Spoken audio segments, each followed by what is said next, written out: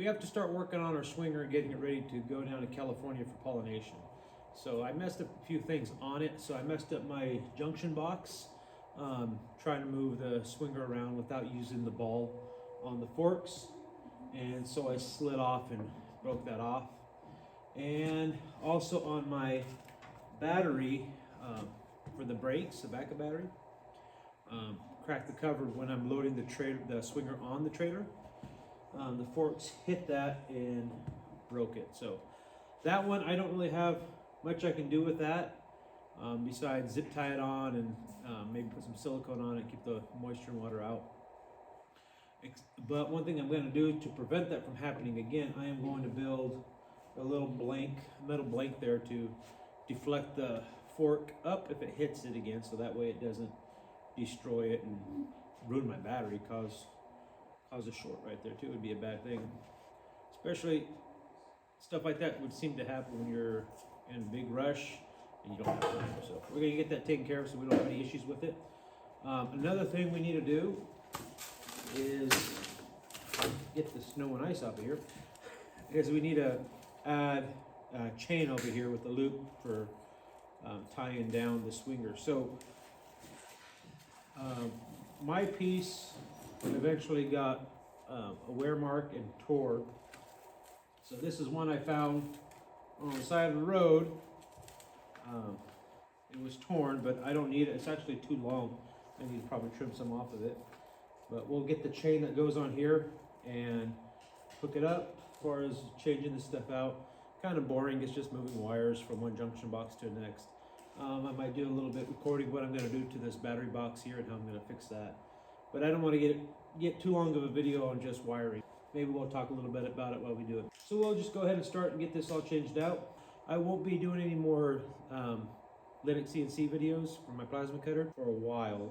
I still have some videos from the Linux CNC, the plasma cut table. I need to get edited, so I'll be loading those up. But the plasma table is going to be pushed off for a few weeks. Got some other things going, getting ready for bee pollination down in California. But I will be getting up on that as soon as things slow down a little bit. Hopefully within a month, I'll have that plasma table going. Well, I guess it's time to change this out. So let's get started on it. Okay, so here's the new box. So they usually come with some more grommets and then your screws to screw your lid down. Depending on what box you get, some of them will actually have a rubber gasket in here, make it a little more watertight. But these are good enough. Then you got where your wires go. I'm not sure what size of nut those are, so we're gonna find out. No, it's too big. See this one here? Yep, there it is. Well, that one will probably work, but it's not quite right. Another 30 seconds.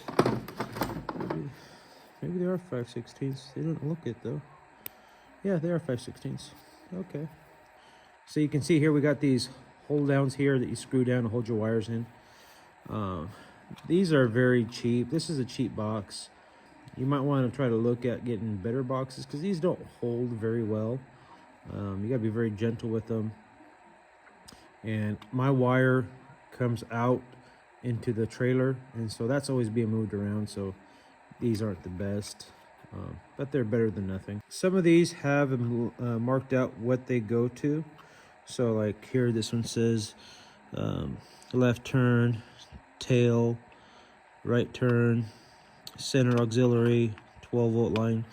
You don't have to use these, but you can, and they're color coded, but not all color codes are the same depending what type of wiring you're using. I mean, like for RV versus some other 7-pins. So it's kind of a little different. Some people use different colors, so don't necessarily worry about that. You don't have to use those. If you want to, you can. Up to you. But it's always nice to have a box like this. Some people will just go ahead and crimp the wires together to your trailer. I do not like that.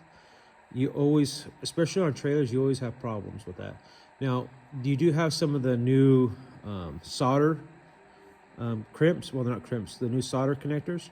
So it's like a butt splice where you put them together and you heat them with a heat gun, and it melts the solder and heat shrinks them all at once. Those actually do work pretty good, and you could probably get by with those. But when you have to change it next time, you're gonna have to be cutting those all off anyways. I like to have them in here. It's also an easy way to pull your cover off and do tests if you're not getting power. That's handy. And if you use the butt splices and the heat shrink, you're not gonna be able to do that. And I just find these to work a lot better. Another thing is getting your cables with the wires molded into the plug. The ones that you screw them in, you always have problems down the road with those. So molded is way better. Now, there still is a purpose and a place for those. It's not a bad idea to carry one with you, because if you have issues with the plug, at least you can swap it out and get everything going. But they're not a long-term fix. They're more temporary. So it's better to get the molded cable on the plug and have a junction box, I think. And then when it comes time to, you need to change it out, you change the whole cord and everything, so that way you don't have any issues, because you always get problems, corrosion and stuff inside of those. You can't keep water out of them. So this is the way to go. And now let's change this out.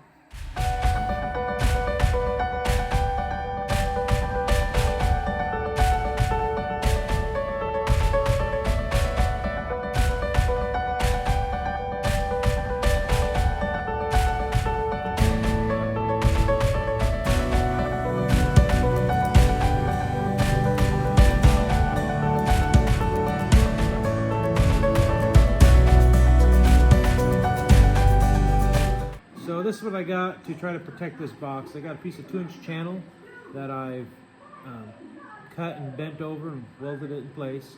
And so the idea is that I can place it here, so when you drive the swinger up here, the forks will glance off of this and not hit the box and damage it again, or up and over. So that's why it's at an angle the way it is. And I just want to follow the angle of the frame too. I don't want to make something weird, like weld it like that or something.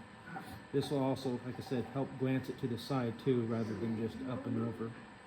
I'm hoping that'll work right there. We'll weld it in place, and hopefully it never happens again.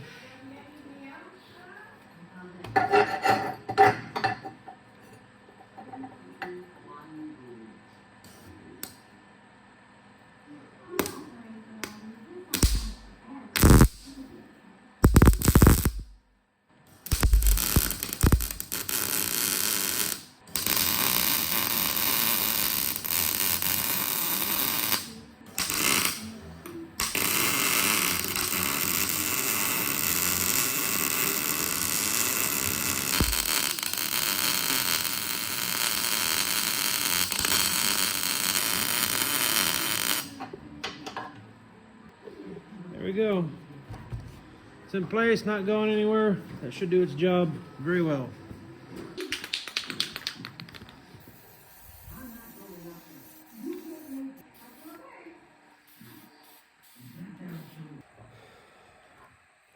So now we're done. That's in place, solid. Should guide the fork over. Now, normally when you're loading the swinger, this is folded down so it's out of the way, so it doesn't get hit. So sometimes you will load it with the not connected to a truck, but when you do, you just got to make sure your forks are up high enough and you'll miss all this. So that's kind of what we're looking at there now. Everything looked good. New box on here. This is zip tied in place and taped closed. So everything's ready to go on this trailer, ready to head to California. Let's check this. Check the oil. Looks good. So hopefully soon I'll be able to get some video up for you guys of the bees. Not in this weather though. It's too snowy here. I do have a few hives here. I haven't even checked on them. Hopefully they're still alive. It's just been too cold to want to open up those hives. So I've left them closed and not going to open them up until it's warmer, because this weather's too cold. I will see you guys in the next video, so stay tuned.